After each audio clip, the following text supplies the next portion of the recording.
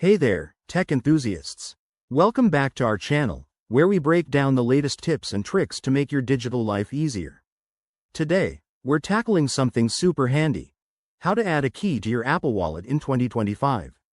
With advancements in iOS 19 and beyond, Apple Wallet is evolving to let you store digital keys for your home, car, or even office access right on your iPhone. It's all about convenience, security, and saying goodbye to physical keys forever. Let's dive in. First things first, make sure your device is ready.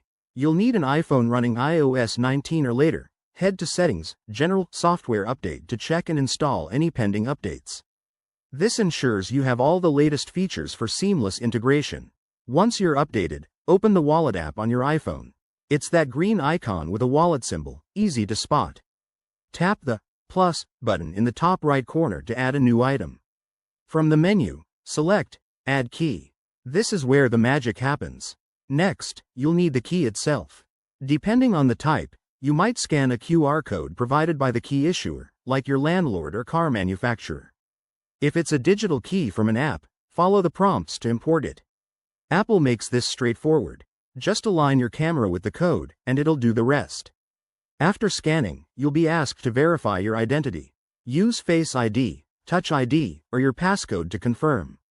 This step is crucial for security, ensuring only you can add and access these keys. Once verified, review the key details, like what it unlocks and any permissions, then hit Add to save it to your wallet. Pro tip: if you run into issues, double-check that the key is compatible with Apple Wallet.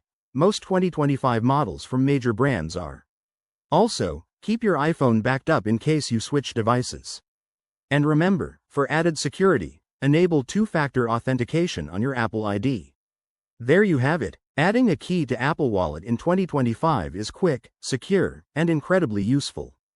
Give it a try and let us know in the comments how it simplifies your life.